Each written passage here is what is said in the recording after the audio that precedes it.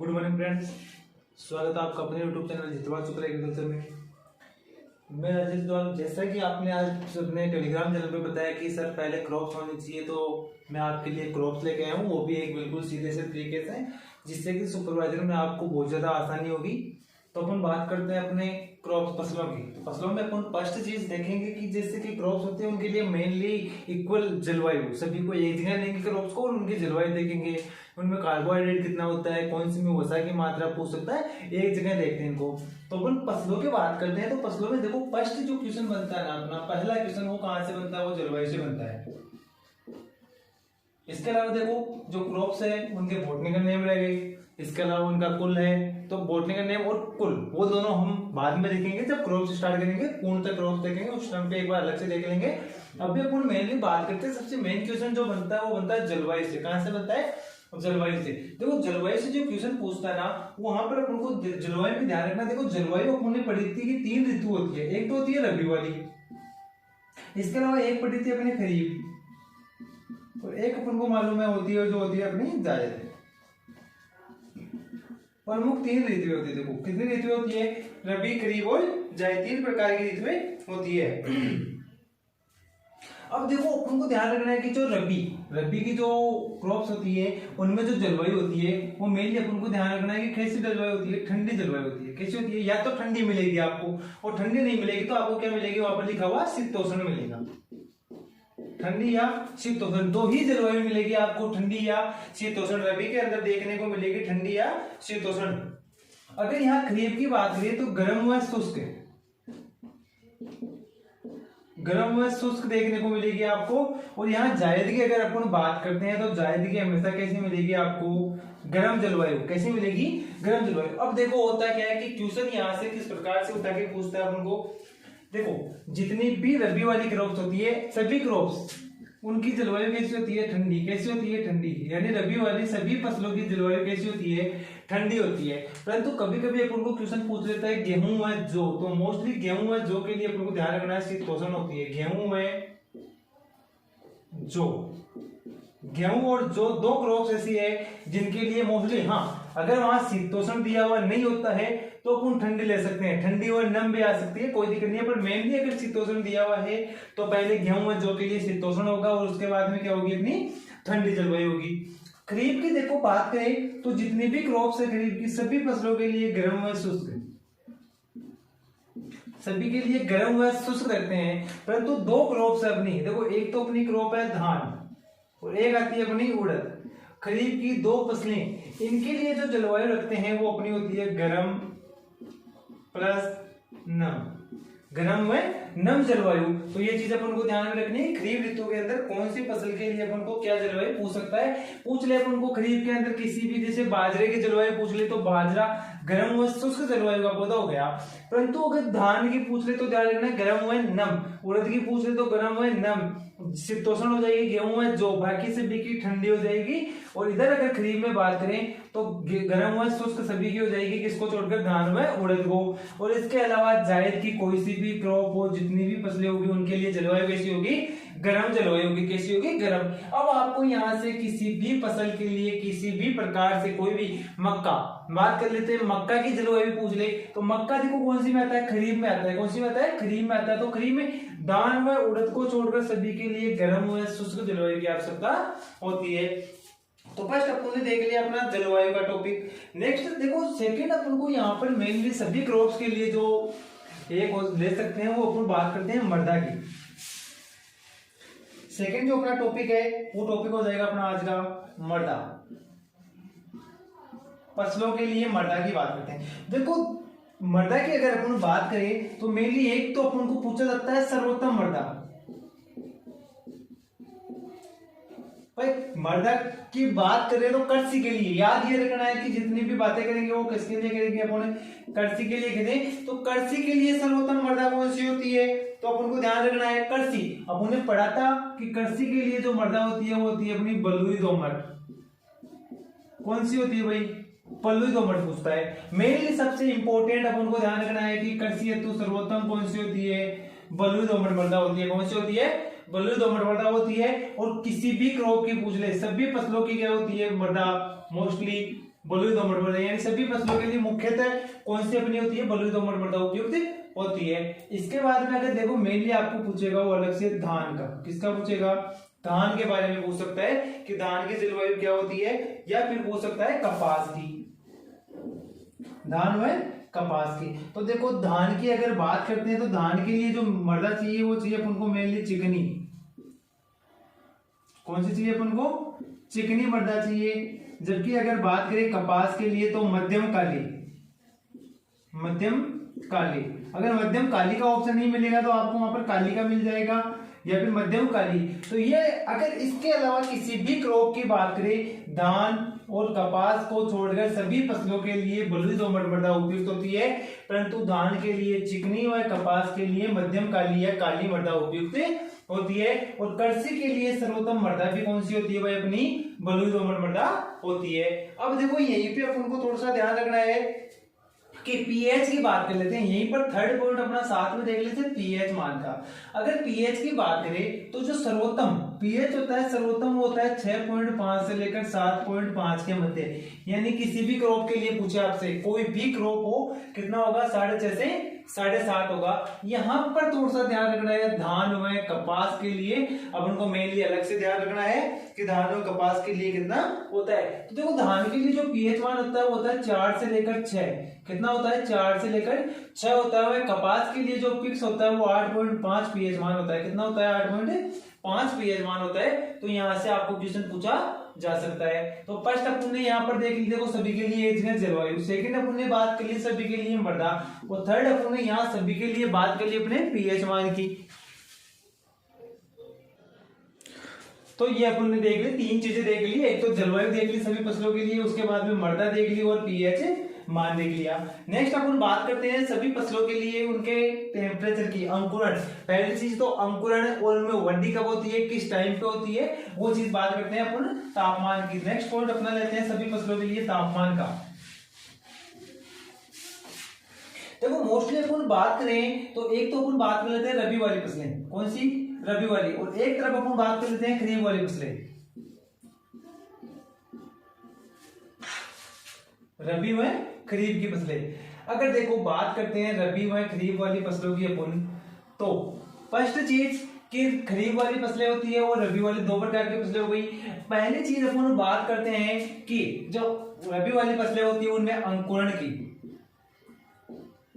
अंकुरण का समय क्या होता है और तापमान क्या होता है। देखो फर्स्ट अंकुरण होगा, अंकुरण पहले होगा, अपने जब भी प्लांट होता है, अपना फील्ड है, फील्ड में जब भी खेत में बीज लगाते हैं तो बीज में पहले अंकुरण होता है, जर्मिनेशन होता है, जर्मिनेशन के बाद में उसमें क्या होता है, वृद्धि होती है, और वृद्धि होने के बाद में उसमें क्या होता है, परिपक्वन की अवस्था आती है। तो तीनों ही टाइम पे अपन उसका टेम्परेचर देखेंगे। फर्स्ट बात करेंगे अंकुरण की, सेकंड बात करेंगे अपन उसमें वृद्धि के समय है, और थर्ड अपन बात करेंगे उसके अंदर परिपक्वन के समय है, या परिपक्वन या पक्वन के समय में, बीज पकते समय।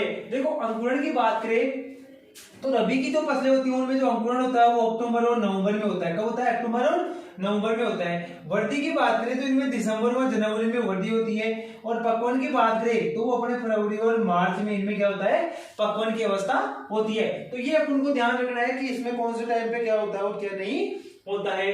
अब देखो टेम्परेचर की बात करें तो यहाँ पर जो तापमान होता है वो होता है 20 से लेकर 25 डिग्री सेंटीग्रेड, 20 से 25 डिग्री सेंटीग्रेड होता है। यहाँ बात करते हैं तो यहाँ होता है वो होता है 10 से लेकर 15 डिग्री सेंटीग्रेड तापमान। कहाँ, वृद्धि के समय है, यानी वृद्धि दिसंबर जनवरी में होती है, बहुत ज्यादा सर्दी होती है। और परिपक्वन की बात करें तो यहाँ टेम्परेचर वापस बढ़ जाएगा और टेम्परेचर 25 से लेकर 30 डिग्री सेंटीग्रेड यहाँ पर तापमान इसका हो जाएगा।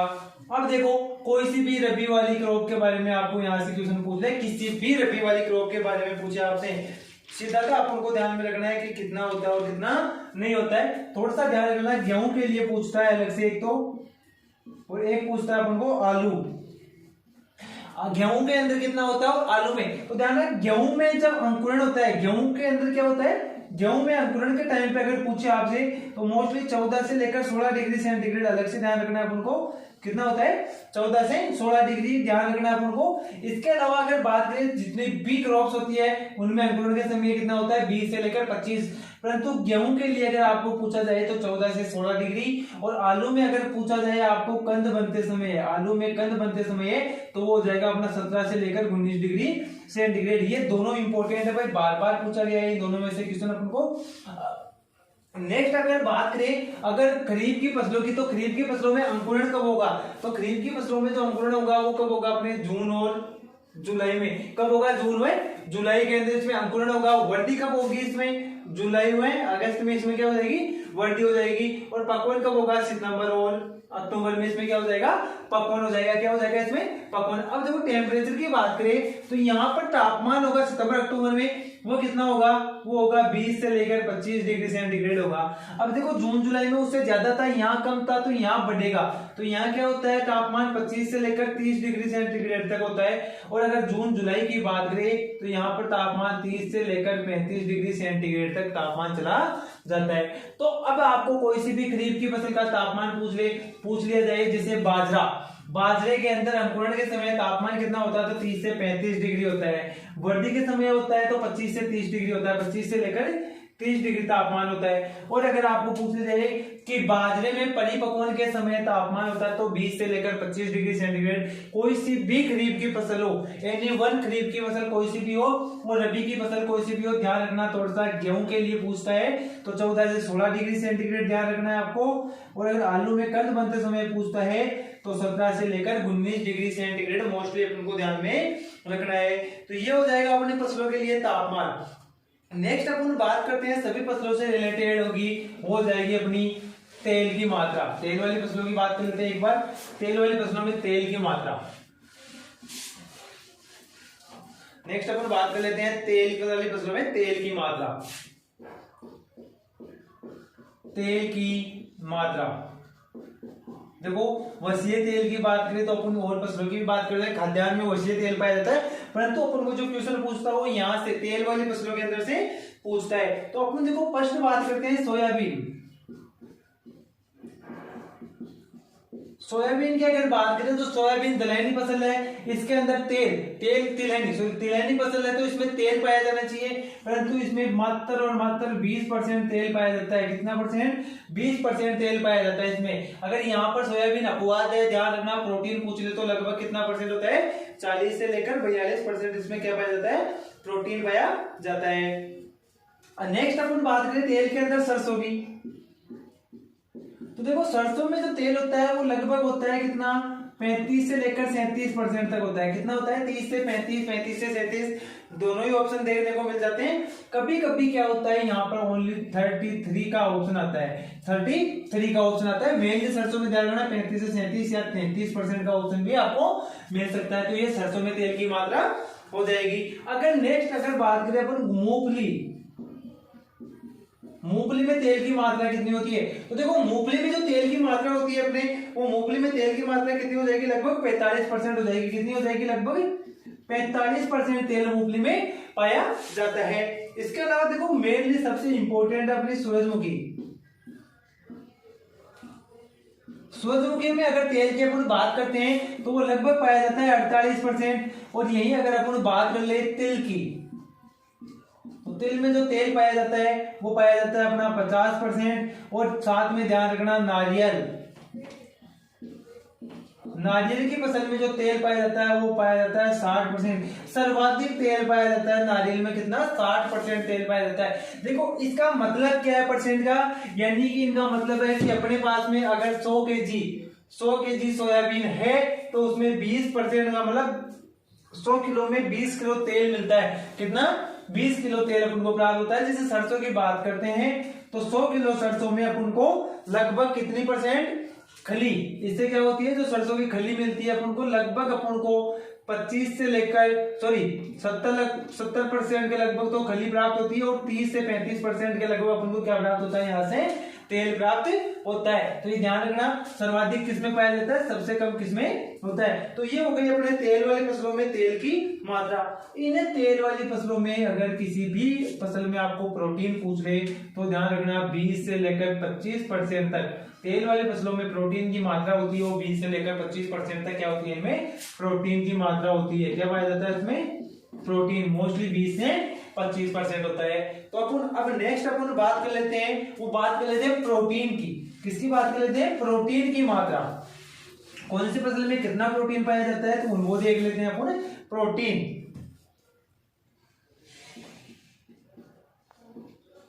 बात करते हैं नेक्स्ट प्रोटीन की। देखो प्रोटीन कौन सी फसल में कितना होता है कितना नहीं होता है। अपन बात करते हैं धान में 6 से लेकर 7% प्रोटीन, या आपको मिल सकता है 6.7% प्रोटीन पाया जाता है। इंपॉर्टेंट है, धान का बार बार पूछा गया है, धान में प्रोटीन की मात्रा कितनी परसेंट होती है, ये पूछा गया है आपको। देखो इसके अलावा अपने खाद्यान्न में पूछ सकता है गेहूं का ध्यान रखना 11.8% पाया जाता है। अगर जौ का पूछता है आपसे तो जौ में होता है वो 11.6 या 11.6 से 7% पाया जाता है। इसके अलावा खाद्यान्न में अगर आपको पूछता है तो प्रोटीन की मात्रा होती है वो 10 से 12% होती है। खाद्यान्न की अगर बात करें, खाद्यान्न की प्रोटीन की मात्रा करें तो वो 10 से लेकर 12% तक उनमें क्या होता है, प्रोटीन पाया जाता है। नेक्स्ट अपन जो बात करते हैं वो बात कर लेते हैं गंवार की।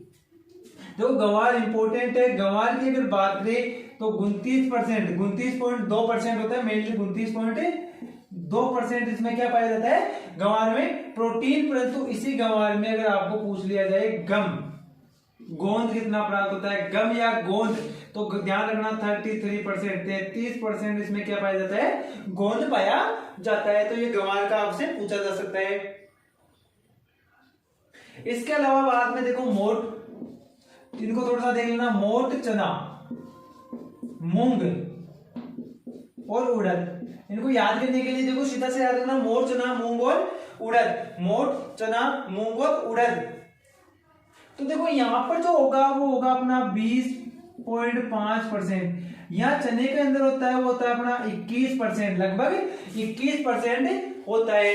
इसके बाद में अगर मूंग की अपन बात करें तो मूंग में जो प्रोटीन होता है वो होता है अपना 23%। और उड़द की बात करें तो उड़द में 24% क्या पाया जाता है, प्रोटीन पाया जाता है। तो यहाँ से अपन को कोई सी भी दलहन की प्रोटीन मात्रा पूछे तो 20 से 25 हो जाएगी। अपने 20.5 मोट में, चने में 21%, मूंग में 23, उड़द में 24% हो जाती है।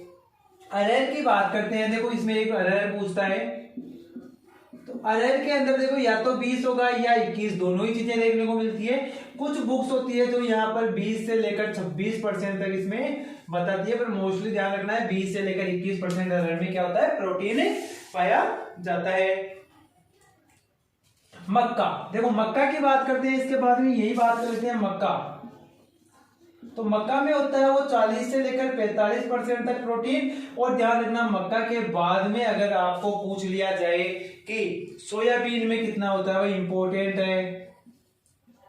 सोयाबीन तेल वाली फसल है, परंतु तेल मात्र 20%। और प्रोटीन की बात करें तो 40% प्रोटीन पाया जाता है, मोस्ट इंपोर्टेंट है, यह आपसे पूछा जा सकता है। इसके अलावा आपको गंवार का पूछा जा सकता है, धान का पूछा जा सकता है, चने में कितना होता है, मूंग में कितना होता है। यहाँ से आपको किसी भी फसल का क्या पूछ सकता है, प्रोटीन की मात्रा। खाद्यान्न में ध्यान रखना, अगर कोई और क्रॉप दे तो 10 से लेकर 12% तक प्रोटीन उसमें पाया जाता है। अब अपन बात कर लेते हैं भंडारण के समय नमी। भंडारण के समय नमी की बात करते हैं, कौन सी फसल में कितनी नमी की आवश्यकता होती है।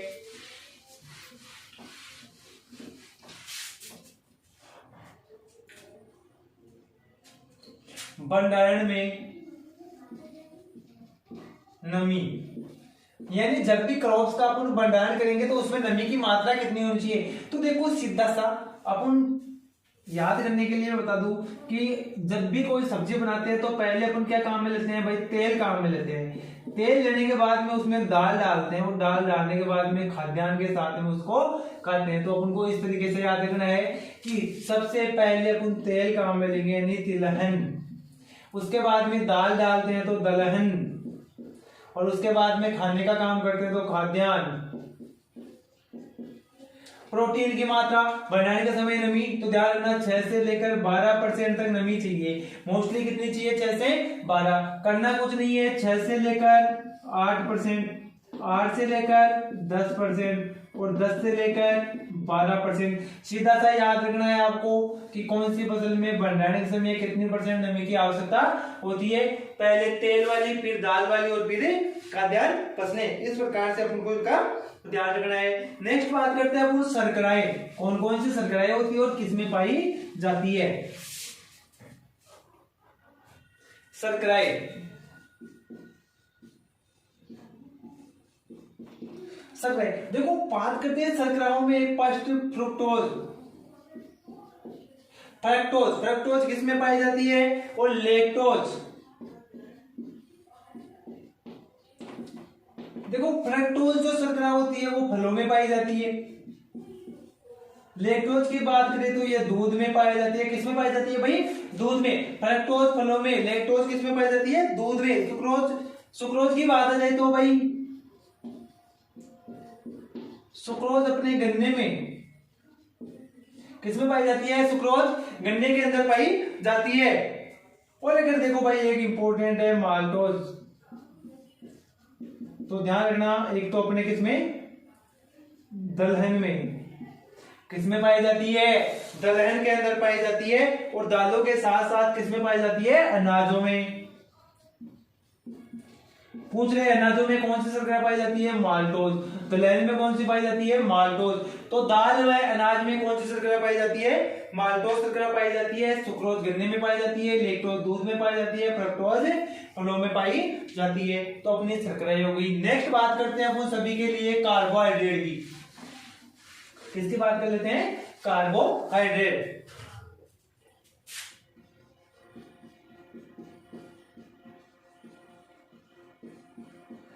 कौन सी फसल में कितना कार्बोहाइड्रेट पाया जाता है, बात करते हैं अपन आज कौन सी में कितना कार्बोहाइड्रेट पाया जाता है। फर्स्ट अपन बात करते हैं धान की। धान के अंदर देखो फिक्स होता है 67%। कितना होता है वैसे देखे तो 67% इसमें कार्बोहाइड्रेट पाया जाता है। परंतु बुक्स के अंदर दिया हुआ है वो 77 से लेकर 79 तक दिया हुआ है। 77 से 79% तक इसमें कार्बोहाइड्रेट पाया जाता है। परंतु जो ओल्ड बुकें हैं अपनी एनसीईआरटी बुक्स है उसके हिसाब से देखे तो 67% कार्बोहाइड्रेट की मात्रा उसमें पाई जाती है। नेक्स्ट बात करें मक्का की, तो मक्का में 76.8%। मक्का में कितना होता है अपना 76.8%। मोस्टली अगर बात करें तो कितना पाया जाता है, 76.8% कार्बोहाइड्रेट इसमें पाया जाता है। 76.8 को अपन कर सकते हैं 77% भी कर सकते हैं। कितना कर सकते हैं, 77% भी बता सकते हैं। तो कोई दिक्कत वाली बात नहीं है। जवार की बात करते हैं तो जवार में कितना होता है भाई, जवार में होता है वो होता है 72.6%। इसको हम 73 भी बोल सकते हैं, 73%। याद रखने के लिए कोई दिक्कत नहीं है। 73% इसमें जवार में पाया जाता है। अगर देखो बाजरा, जवार और बाजरे की बात कर ले, यहीं पर ध्यान रखना बाजरा। बाजरे की भी अगर बात करें तो लगभग वही कितना पाया जाता है, उसमें फिक्स होता है इसमें 73%, इसमें 72.6 होता है, परंतु इसमें 73% फिक्स होता है, 73% होता है। तो ये अपना बाजरे के अंदर हो जाएगा। गेहूं में अगर बात करें, गेहूं में तो गेहूं में होता है वो होता है 60 से लेकर 68% तक। कितना होता है कार्बोहाइड्रेट, 60 से 68% गेहूं के अंदर पाया जाता है। और जौ में 64 से लेकर 78%।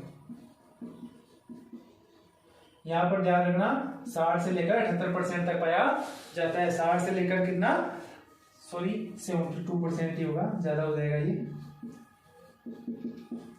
ये हो गई अपनी कार्बोहाइड्रेट की मात्रा कि कौन सी फसल में कितना। मोस्टली धान का आपको बार बार पूछा जाता है, या पूछ सकता है आपको गेहूं का कि गेहूं में कार्बोहाइड्रेट की मात्रा कितनी होती है। वैसे लगभग पूछा जाता है वो भाई किसका, अपन को धान का पूछा जाता है कि कौन सी फसल में कार्बोहाइड्रेट की मात्रा कितनी होती है। अगर ऑल ओवर सभी क्रॉप में अगर ऑल ओवर बात करें तो लगभग 70 से लेकर 80% तक कार्बोहाइड्रेट पाया जाता है। ऑल ओवर की बात करें तो लगभग 70 से 80% इसमें कार्बोहाइड्रेट की मात्रा इनमें पाई जाती है। तो अपने मेनली सभी फसलों के लिए जो मेनली चीजें थी वो अपन देख लेंगे क्या होती है क्या नहीं होती है।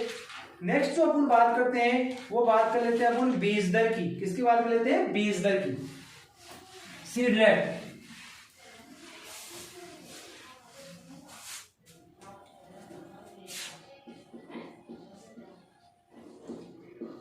बीज दर अलग अलग फसलों की बीज दर भी अलग अलग होगी। बात करेंगे गेहूं की, किसकी बात करते हैं? फर्स्ट अपन गेहूं की बीज दर की बात करते हैं। गेहूं की बीज दर कितने रखते हैं? तो देखो, एक तो पूछता है गेहूं के लिए सामान्य, तो गेहूं की जो सामान्य बीज दर रखते हैं वो रखते हैं कितनी? 80 से लेकर 100 केजी प्रति हेक्टेयर। अगर यही लवणीय और सारी के लिए पूछ ले तो क्या करना है? थोड़ी सी बढ़ाना है, यानी कितनी हो जाएगी? 100 से लेकर 120 केजी कितनी हो जाएगी प्रति हेक्टेयर। जो भी क्रॉप्स की सीड रेट होगी वो किसमें होगी? अपनी प्रति हेक्टेयर के अंदर हो जाएगी। तो अपन को ध्यान रखना है प्रति हेक्टेयर। और अगर डिप्लर से पूछ ले तो डिप्लर से कितनी हो जाएगी भाई? 35 से 40 केजी के लगभग हो जाएगी। कितनी हो जाएगी अपनी? 35 से 40 केजी हो जाएगी। 35 से 40 बहुत ज्यादा हो जाएगी अपने। 25 से 30 केजी याद रखना, तो 25 से 30 केजी प्रति हेक्टेयर किसके द्वारा? डिप्लर के द्वारा। तो ये हो जाएगी अपने गेहूं की सामान्य, लवणीय, सारी और डिप्लर के द्वारा जो बीज दर रखते हैं वो हो जाएगी। इसके बाद में नेक्स्ट अपन बात करते हैं, वो बात करते हैं अपने धान की। धान की बीज दर की अगर बात करते हैं तो सामान्य कितने रखते हैं? 100 केजी। वही सामान्य कितनी हो जाएगी? 100 केजी, सामान्य 100 केजी। और लवणीय और सारी मृदा की बात करें तो वही 100 से लगभग 120 केजी। 100 से 120 केजी। देखो यहाँ पर एक बात थोड़ी सी चीज बता देता हूँ, कभी कभी 100 से 120 नहीं दिया हुआ होता है, सीधे सीधा आता है 120 से लेकर 125 केजी। तो ये भी सही होगा, 120 से लेकर 125 केजी भी क्या होता है? उसके लिए सही होता है। यहां बात करें डिप्लर से तो डिप्लर की बात करें तो 40 केजी कितने रखते हैं? 40 केजी रखते हैं। और अगर बात करें यहां पर अपन सीड ड्रिल की, सीड ड्रिल से 60 केजी रखते हैं भाई। 60 किलो कितने रखते हैं? 60 किलो किससे रखते हैं? सीड ड्रिल से रखते हैं। और अगर हाइब्रिड संकर की बात कर ले, संकर धान की, तो वो रखते हैं 15 से लेकर 20 केजी प्रति हेक्टेयर। तो ये है अपनी गेहूं की। उसके बाद में अपने धान की सामान्य कितने रखते हैं? 100 केजी। लवणीय सारे के लिए 100 से 120, डिप्लर के लिए 40, सीडल से 60 किलो और संकर से 15 से लेकर 20 किलो प्रति हेक्टेयर के रूप में इनकी बीज दर रखी जाती है। नेक्स्ट बात करते हैं अपन बाजरा। नेक्स्ट अपन बात कर लेते हैं बाजरे की बीज दर। बाजरा, देखो बाजरे की जो सामान्य बीज दर रखी जाती है वो बहुत ही कम रखी जाती है। क्या रखी जाती है? बहुत ही कम मात्रा में लग जाती है, लगभग 4 से 5 केजी। कितने रखते हैं? 4 से 5 किलो रखते हैं। अगर नर्सरी की बात कर ले, बाजरे की जब नर्सरी तैयार की जाती है तो नर्सरी की अगर अपन बात करें तो कितने रखते हैं? 2 से लेकर 2.5 केजी, 2 से 2.5 केजी। और अगर अपन चरी के लिए बात करें यानी चारे के लिए बात करें तो 10 केजी। कितने ले लेंगे? 10 केजी प्रति हेक्टेयर बीज दर रखते हैं। तो बाजरे की 4 से 5 केजी, नर्सरी की बात करें बाजरे के लिए तो 2 से 2.5, और चरी के लिए बात करें तो 10 केजी प्रति हेक्टेयर बाजरे की बीज दर रखते हैं। बाजरे की सामान्य हो जाएगी, ये क्या हो जाएगी भाई? सामान्य। ये किसकी है? ये बाजरे की है। किसकी है? बाजरे की हो जाएगी। बात करते हैं नेक्स्ट मक्का। देखो एक तो होती है संकुल और एक होती है संकर। दोनों के लिए बीज दर पूछता है, संकर के लिए भी पूछता है और संकुल के लिए भी पूछता है। तो ध्यान रखना, संकर की होती है वो तो होती है 15 से लेकर 20 केजी, और संकुल की जो होती है वो होती है 20 से लेकर 25 केजी। वही प्रति हेक्टेयर में, वही क्या आ जाएगी? प्रति हेक्टेयर के अंदर आ जाएगी। और यहाँ पर भी अगर आपको चारे के लिए पूछे, मक्का की अगर चारे के लिए पूछे तो 40 से लेकर 45 केजी प्रति हेक्टेयर यहाँ पर क्या रखते हैं? इसकी बीज दर रखते हैं। नेक्स्ट अपन जो बात करेंगे बीज दर की, वो बात करते हैं अपन जौ की। किसकी बात कर लेते हैं? जौ की। इंपॉर्टेंट है, जौ के लिए पूछता है तो जौ की 75 से लेकर 90 केजी रखते हैं। जौ की कितनी रखते हैं भाई? इंपॉर्टेंट है, पूछा हुआ क्वेश्चन है। जौ की कितने रखते हैं? 75 से 90 किलो रखते हैं। मोस्ट इंपॉर्टेंट है। वही लवणीय की अगर बात आ जाए, लवणीय सारी मृदा की, तो वही लगभग 125 केजी इसके रखते हैं। कितने रखते हैं? 125 किलो जौ की बीज दर रखते हैं। नेक्स्ट अपन जो बात करते हैं वो बात कर लेते हैं जवार की।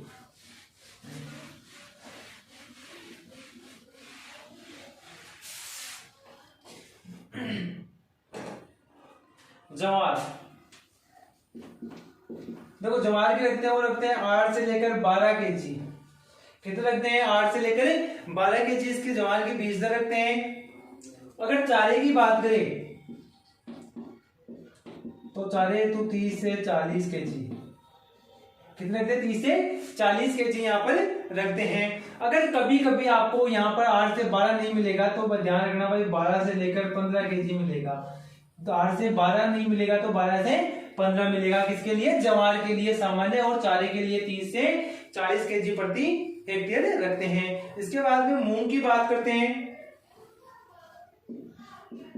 तो मूंग की देखो, एक तो पूछता है खरीफ, किसमें पूछता है? मूंग की खरीफ में तो कितने रखते हैं और जायद में कितनी रखते हैं? तो खरीफ में तो रखते हैं, वो रखते हैं 12 से लेकर 15 केजी प्रति हेक्टेयर। और अगर जायद की बात कर ले तो जायद में जो रखते हैं वो रखते हैं 15 से लेकर 20 केजी प्रति हेक्टेयर बीज दर इनके रखते हैं। तो ये अपन को मूंग के लिए ध्यान रखना है कि मूंग की बीज दर कितनी रखते हैं। उसके बाद में बात करें उड़द की। उड़द की जो बीज दर रखते हैं वो 12 से 15 केजी रखते हैं। 12 से लेकर 15 केजी उड़द की क्या रखते हैं? बीज दर रखते हैं। मोट की बात करें, मोट के रखते हैं 10 से 12 केजी प्रति हेक्टेयर। अगर यहाँ मोट की एक किस्म आती है RMO 40, इसकी बात करें RMO 40 की, तो इसकी 15 केजी प्रति हेक्टेयर रखते हैं। कितने रखते हैं? 15 केजी। ये क्वेश्चन पूछा हुआ भाई, RMO 40 मोट की RMO 40 किस्म की बीज दर रखी जाती है 15 केजी प्रति हेक्टेयर रखते हैं। उड़द की 12 से 15 केजी प्रति हेक्टेयर रखते हैं। चने की बात करें, चने की बात करें तो एक तो देखो देसी होता है, तो देसी की जो रखेंगे वो रखेंगे 60 से लेकर 80 केजी। और बात करें अगर काबुली की, तो काबुली की जो रखते हैं वो रखते हैं 80 से लेकर 100 केजी प्रति हेक्टेयर। तो ये चने की बीज दर हो जाएगी देसी में, काबुली के लिए अलग अलग हो जाएगी। अगर बात करें अपन चौला की,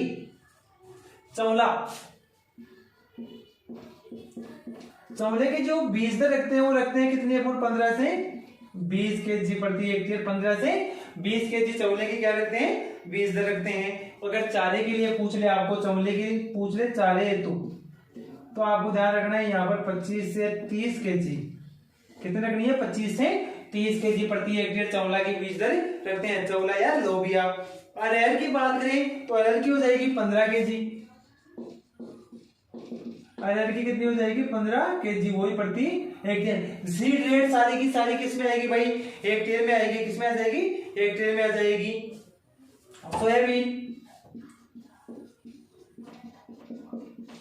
सोयाबीन की हो जाएगी 70 से 80 केजी प्रति हेक्टेयर हो जाएगी। किसकी? अपनी सोयाबीन की हो जाएगी। अब बात करते हैं नेक्स्ट सरसों।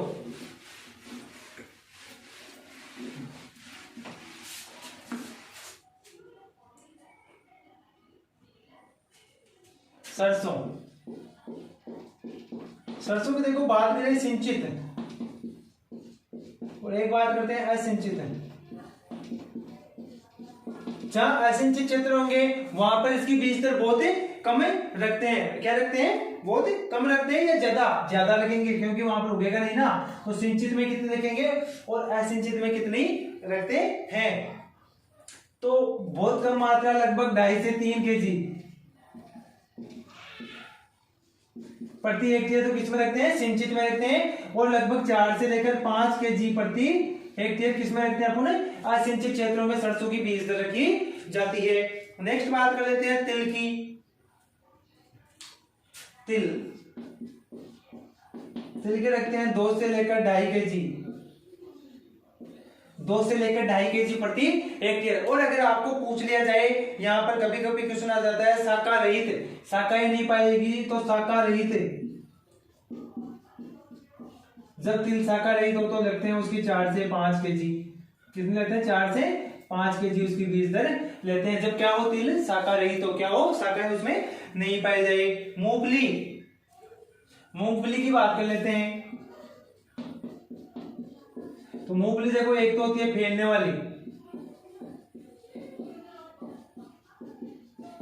और एक होती है कौन सी? सीधी वर्दी वाली। तो जो फैलेगी उसकी बीज दर हो जाएगी 60 से लेकर 80 kg, और जो सीधी होगी उसकी हो जाएगी 80 से लेकर 100 kg प्रति हेक्टेयर। तो ये अपने किसकी बीज दर हो जाएगी, सरसों की हो जाएगी। तो ये अपन मूंगफली की बीज रखेंगे 60 से 80, फैलने वाली की और सीधी वर्दी वाली की रखेंगे 80 से 100 kg रखते हैं। तो ये अपन को ध्यान रखना है, यानी 80 से 100 हो जाएगी गुच्छा, जो गुच्छा रखती है उसकी सीधी वर्दी वाली, फैलने वाली और एक सीधी वर्दी वाली दो होती है। तो फैलने वाली की तो कितनी रखते हैं अपन 60 से 80 रखते हैं, और गुच्छे वाली की कितनी रखते हैं 80 से 100। यहाँ पर गुच्छा लिख लेना क्योंकि गुच्छा ज्यादा पूछता है, सीधी नहीं पूछता, गुच्छे वाली जो वर्दी होती है उसमें ज्यादातर फैलती कम है, जैसे जमीन पर क्या होती है फैलती नहीं है, तो फैलेगी नहीं तो बीज से ज्यादा लेनी पड़ेगी अपन को। इसके बाद में अपन बात कर लेते हैं नेक्स्ट सूरजमुखी की। तो सूरजमुखी की पूछ ले तो ध्यान रखना 10 से 12 kg सूरजमुखी की बीज दर रखते हैं, और रखते हैं 10 से लेकर 12 kg प्रति हेक्टेयर। बीज दर किसकी रखते हैं, सूरजमुखी की अपन बीज दर रखते हैं।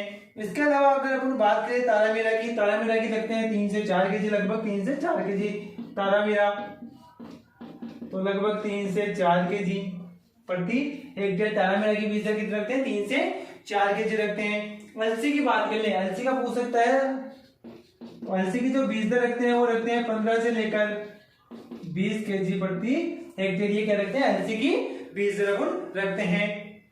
अगर बात करें जूट की, जूट तो जूट के मूल्य देखो 6 से 8 kg प्रति हेक्टेयर रखते हैं, 6 से 8 kg जूट की क्या रखते हैं प्रति हेक्टेयर रखते हैं। इसके अलावा देखो जूट के बाद में अगर आपको पूछ लिया जाए तो तंबाकू की पूछ सकता है, मेनली तंबाकू बहुत ज्यादा इंपॉर्टेंट है। तंबाकू